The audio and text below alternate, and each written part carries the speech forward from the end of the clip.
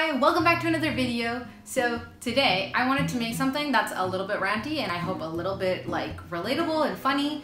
This is going to be 10 things I wish people would stop asking me.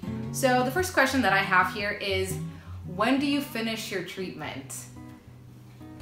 It's a chronic illness. Chronic meaning there is no cure and will be with you for life. Hence, the treatment is forever until, I die one day. So, question number 2 is, what do you plan to do after this?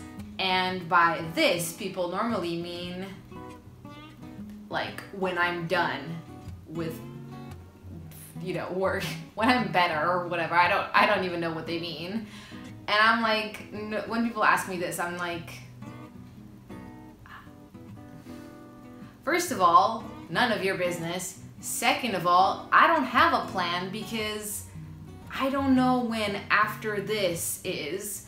And I had a plan before and then my health got in the way and my plan's not gonna work out. So maybe it's more advisable not to make another plan and to just let things, happen. Question number 3 is, why do you use that? Talking about my walking stick. I get asked this by doctors a lot, which is so frustrating to me because the reason I use it is because my legs are sometimes weak or sometimes in pain or sometimes I don't feel very strong and I don't want to fall.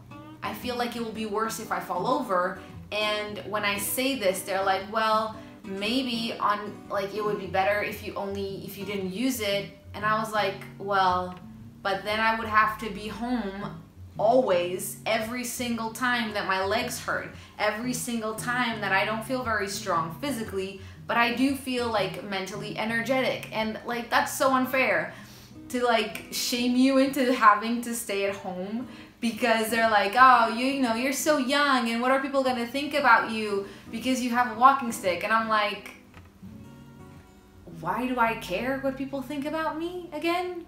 What?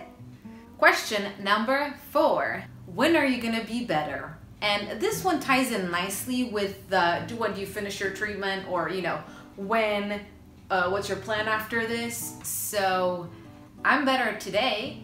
Does that help? Okay, question number 5. Why aren't you going back to dancing?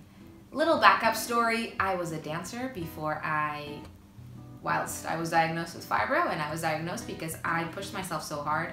I was probably sick for a year before I was diagnosed, but I was pushing myself so hard that I got myself into a 6-month flare. And I don't want to do that again, thank you very much, so I'm gonna pass. The reason why I don't go back is because it is really, I mean, I don't want to say that it's impossible because it's not, but it is the amount of energy and time I would have to invest into becoming even close to the level that I was at a year ago. I would have to work maybe 3 or 4 times longer. And it would just be so hard on my body, and I feel like I want to do other things with my life. I want to put my health first. I want to have a family. I want to, do things that I like, and I don't want to be limited, but I don't want to ruin my body because I couldn't just give up a dream. And I know that it's really sad, and nobody is sadder about me having to drop out of my dream life than I am, but I feel like at least now I get to have a life, whereas if I kept going the way I was going, I was gonna hurt myself pretty badly. So, hope that answers your question. Question number 6, when can you drive again? I don't drive right now, or not very often, and when I say not very often, it's I've driven 5 or 6 times since I was diagnosed, which was 7 months ago or 8 months ago. Maybe 8 months ago. Wow, yay for me. Anyway, so I don't drive most of the time because one, more often than not, my medication makes me a little bit drowsy and I can't focus. So that means that I have a hard time driving because I need to pay attention.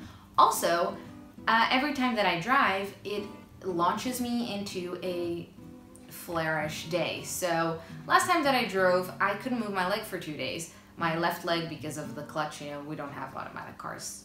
And also it really hurts my lower back. So I don't know when I'm gonna go back to it. Whenever I can afford a automatic car. There you have your answer. Oh, this one is so annoying. So question number 7. Have you tried yoga or Pilates? Ugh. Like, people have asked me this so much that it puts me off. I don't want to try it.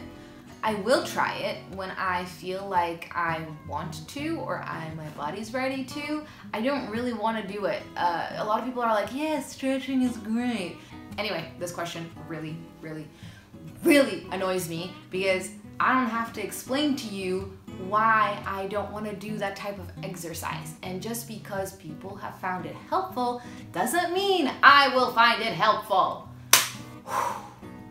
This one really gets me going, I'm sorry. I have to read this one out because it's too long, but question number 8 is, someone I know had that, but now they're cured because they did so-and-so. Have you tried that? Girl, I don't think your friend is cured because it is an incurable disease. If anybody had been cured, they would be poked to death by needles of doctors who want to find a cure for this condition. How do I explain this? The condition is a syndrome, which by definition means that it is different for everybody. There is a spectrum. There is people who hardly have any symptoms, and there's people who have really severe, intense symptoms, who are completely disabled.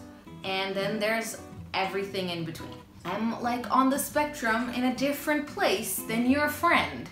And that means that maybe the things that helped your friend be cured won't be the same things for me because there is no cure, okay? I hate to burst your bubble, but question number 9 is, so what do you do then? This one is asked when I say that I, had to leave school and I'm sick and stuff, and they're like, so what do you do then? And I'm like, what do you mean?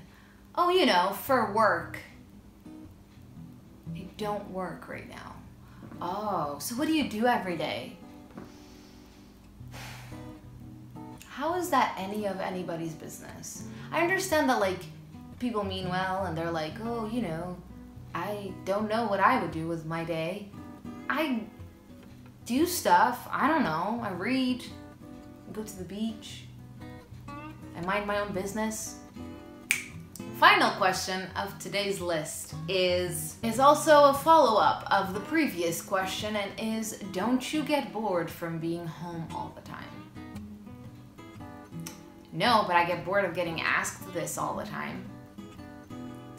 I answered most of them, I guess, so yay. But let me know if there's any of these that you relate to, that people ask you and that really drive you mad. Anyway, if you did enjoy this video, leave me a like and, like I said, a comment letting me know what things people say to you that annoy you. And consider subscribing to my channel. It would make me so happy. It would mean so much to me.